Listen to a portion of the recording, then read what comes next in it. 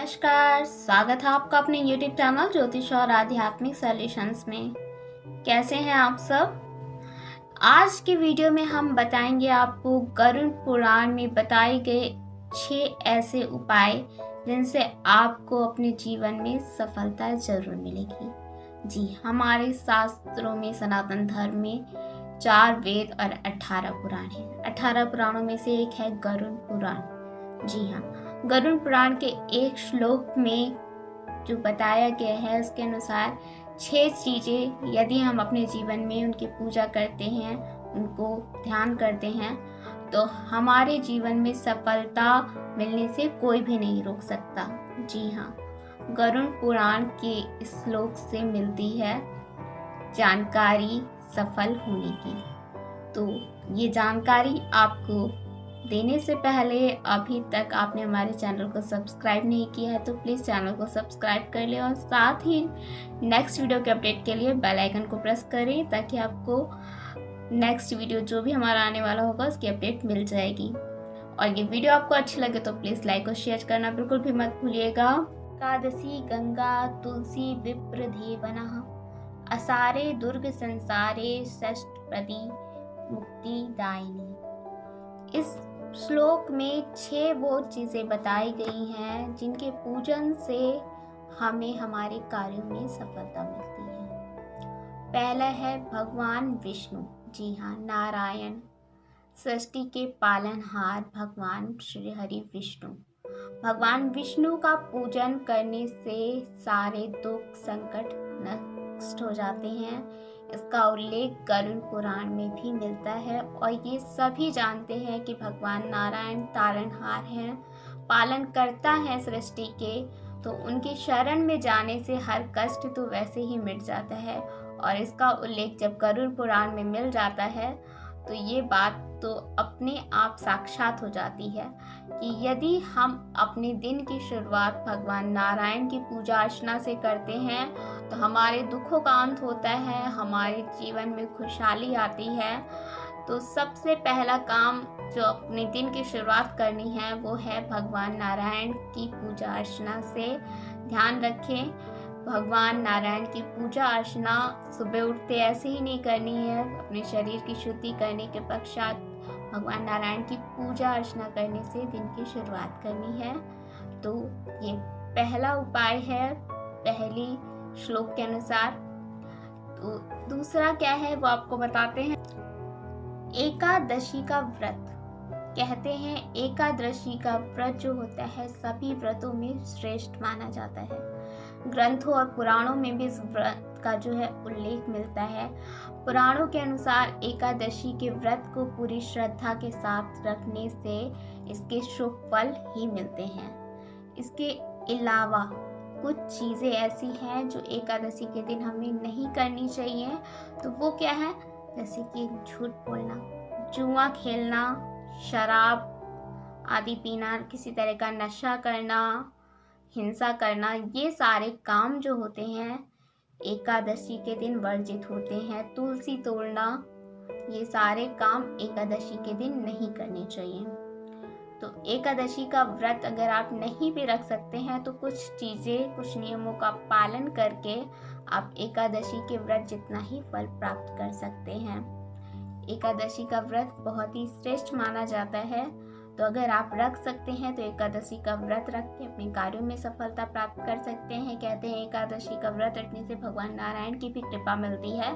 तो यदि व्रत नहीं रख सकते हैं तो एकादशी के जो कुछ नियम होते हैं उस दिन से जुड़े हुए, जैसे कि चावल का त्याग किया जाता है, उस दिन चावल नहीं खाया जाता है। तो इन छोटी छोटी चीज़ों का ध्यान रख कर भी आप इस चीज़ का जो पूरा फल है वो प्राप्त कर सकते हैं। अगला जो है वो है गंगा नदी। जी, पतित पावनी गंगा। कहते हैं गंगा में सिर्फ तन के नहीं मन के पाप भी धुल जाते हैं। जी, इसका उल्लेख भी है गरुड़ पुराण के श्लोक में।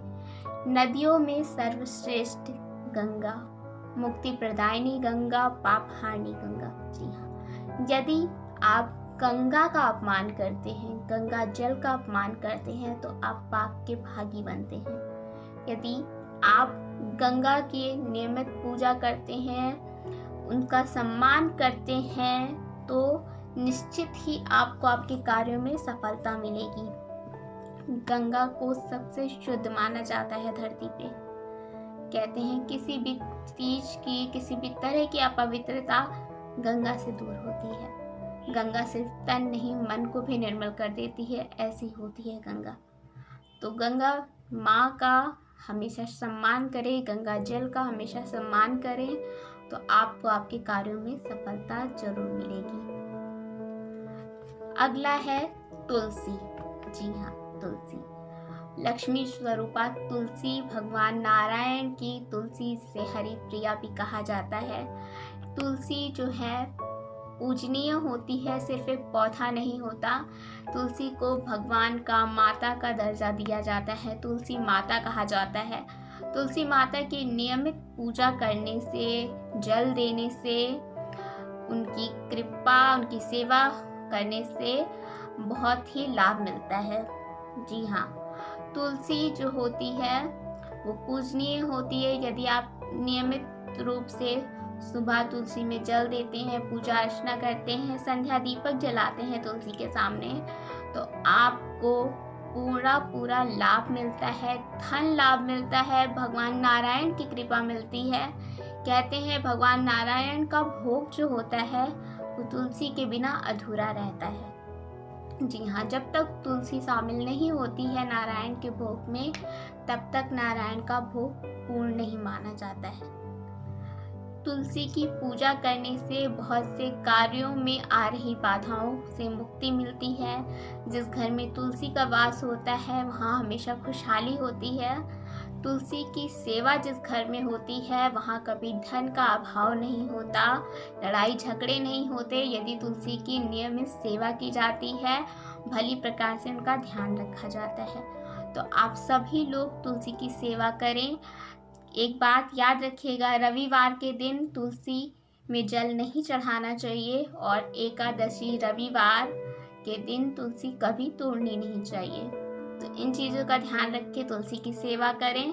तुलसी में कभी भी गंदा जल ना डालें, गंदे हाथों से तुलसी को ना छुएं, अपवित्र अवस्था में तुलसी को ना छुएं, बिना नहाए हुए तुलसी को ना छुएं।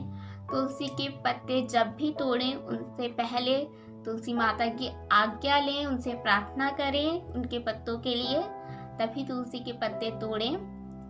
तो ये थे तुलसी से जुड़े हुए उपाय जो गरुड़ पुराण में आपको वर्णित मिलेंगे कि तुलसी किस तरह से आपको सफलता दिलाती है। अगला है ज्ञानी। जी हाँ, ज्ञानी जिसे पंडित या ब्राह्मण भी कहते हैं।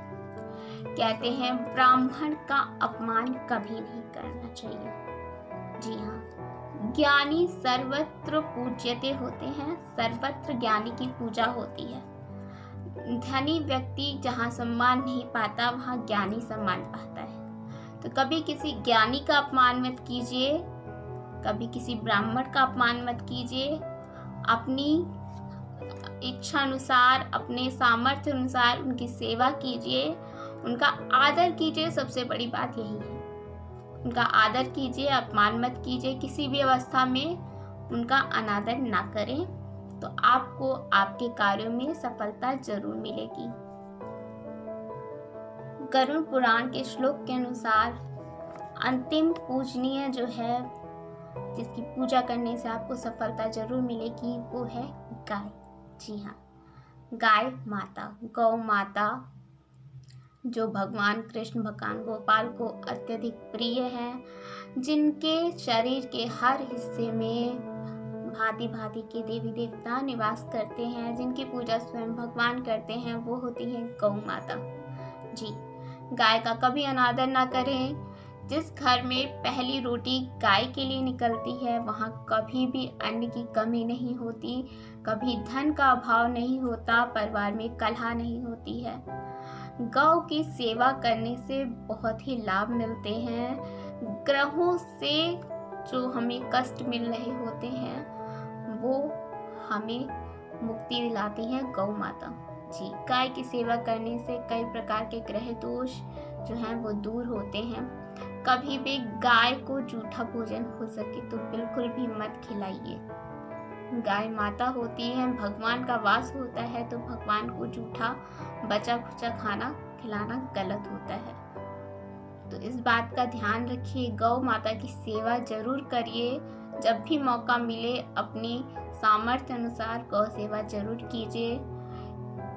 एक रोटी हमेशा गाय के लिए पहली रोटी निकाल सकते हैं तो जरूर निकालिए, अन्यथा जिस भी रूप में आप उनकी सेवा कर सकते हैं उस रूप में उनकी सेवा जरूर करिए। कभी भी गाय को लात नहीं मारनी चाहिए। कहते हैं गाय को लात मारना था भगवान को लात मारना। तो गाय का सम्मान करें, गाय को माता का दर्जा दिया गया है सनातन धर्म में। गौ सेवा करें, पापों से भी मुक्ति मिलेगी, कार्यों में सफलता मिलेगी, भगवान का सीधा सीधा आशीर्वाद मिलेगा। गाय पर हाथ फेरने से यदि आपकी रेखाओं में जो भी दोष होते हैं उनसे भी मुक्ति मिलती है। गाय सीधा सीधा भगवान का रूप है इस धरती पे, जिसका वर्णन गरुड़ पुराण के श्लोक में भी मिलता है कि गाय की सेवा, गाय का सम्मान किस प्रकार हमारे कष्टों को दूर करती है, हमारे कार्यों में सफलता दिलाती है।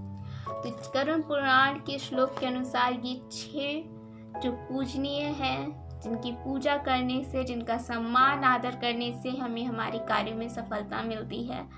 तो इन 6 की पूजा अवश्य करें, सम्मान करें, अपने सामर्थ्य अनुसार इनकी सेवा अवश्य करें। आपको सफलता जरूर मिलेगी, लाभ जरूर मिलेगा। तो बताना मत भूलिएगा कैसे लगे आपको ये उपाय। गरुड़ पुराण के अनुसार जो उपाय हमने आपको बताए हैं श्लोक के अनुसार, उन्हें अपने जीवन में अपनाइए, आपको लाभ जरूर मिलेगा। और अपने अनुभव से जरूर शेयर कीजिएगा कमेंट बॉक्स में। तो तब तक के लिए खुश रहें, अपना ख्याल रखें। मिलते हैं अगली वीडियो में नई जानकारी के साथ। नमस्कार।